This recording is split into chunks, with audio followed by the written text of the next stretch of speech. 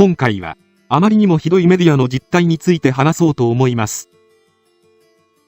SNS 上ではフェイクニュースが毎秒飛び交っていますが、これまでは無責任な一般人が注目されたいがためにまき散らしているとされていました。しかし多くの人に実害を与えるほどの影響力のあるフェイクニュースは大手の有名メディアが昔から何度も繰り返し流してきたのです。偽旗作戦で戦争すら簡単に作り出せることに味を占めたメディアはどんどん調子に乗り、捏造や変更報道はエスカレートしていくことになります。我が国のメディアも腐りきっていますが、ビジネス的な視点から見た親会社のような存在のアメリカのメディアを分析し、その実態に迫っていこうと思います。今回のアメリカ大統領選挙2020において、バイデン不正選挙の証拠や疑惑が続出しているのに、マスコミは事実を一切報じていません。2020年11月1日、元アメリカ空軍中将の暴露が赤色警報として注目されました。民主党と CIA、米中央情報局が共同で総選挙の投票システムに秘密のプログラムを設置。この極秘技術はオペレーションスコアカードと呼ばれ、対象国の選挙を密かに盗むために CIA によって構築されたものだというのです。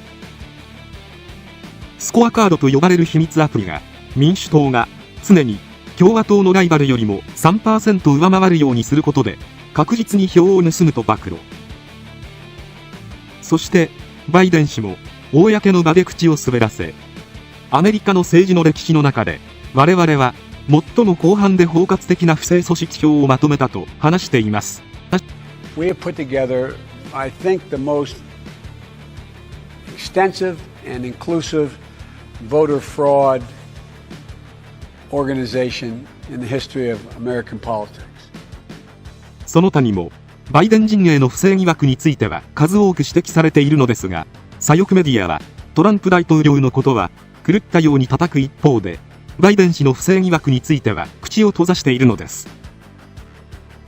アメリカの代表的な左翼メディアとされる CNN や NBC、CBS、ABC、ニューヨークタイムズにワシントンポストやロサンゼルスタイムズ、シカゴサンタイムズなどはトランプ大統領を誹謗し卑下する報道を連日行っていて、バイデン氏の150倍ものネガティブ報道を繰り返しているのです。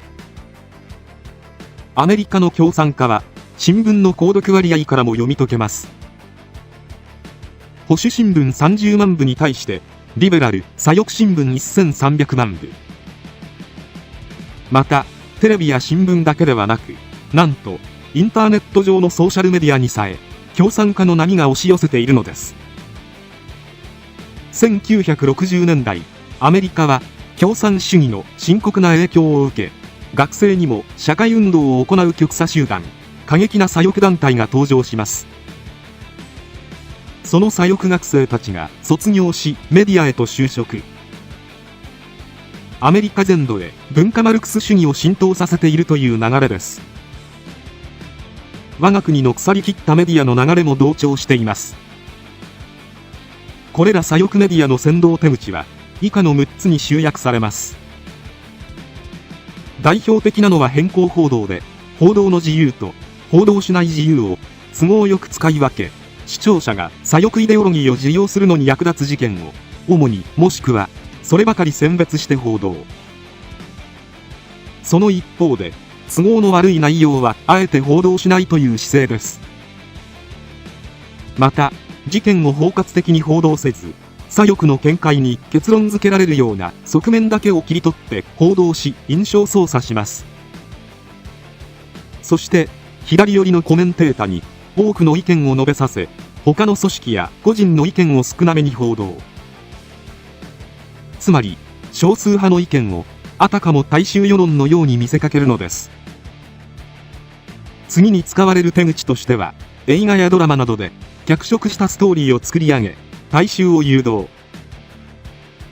性の解放運動や福祉の促進は人々のモラルを大敗させ、貧困を悪化させ、犯罪を増加させました。次にニュース番組をワイドショー化し、重要な問題を手短に報道したり、あるいは全く報道しない。すなわち社会テーマ、アジェンダの優先度をコントロール。4つ目の手口としては、我が国ではヘイト禁止、ヨーロッパではヘイトクライム法、憎悪犯罪法。この法律のため、現地メディアは移民による犯罪を報道することができないのです。深刻な社会問題であるにもかかわらず、またアメリカ左翼メディアも犯罪報道を検閲。犯罪者の移民在留資格の報道を控えています。5つ目の手口は肩書きとレッテル貼りです。保守派の発言を引用する際に保守派、右翼などと呼ぶことが多く、保守派の意見が信用できないという印象操作を加えます。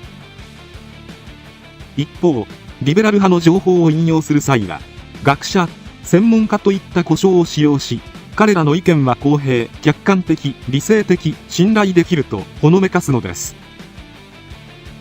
そして6つ目は捏造です。メディアは根拠のない言いがかりをつけ、政権を妨害、世論を分断へと導き、政権を不安定化させます。このように左翼メディアは目的のためなら手段を選ばず、守るべき最低限の道徳観念もないのです。そして最も深刻な問題は、多くの左翼メディアが過激な美辞麗句を報道し、敵対心と憎悪を煽っていることにあります。大衆を二極化することによって社会の分断を扇動しています。もう何十年も前からメディアが嘘を報道して人々の憎悪を煽り、暴力や殺人にまで発展させています。メディアはこの仕組みの中で恐ろしい力を発揮し、人々を騙して汚染し続けます。もうこのようなことを許してはいけません。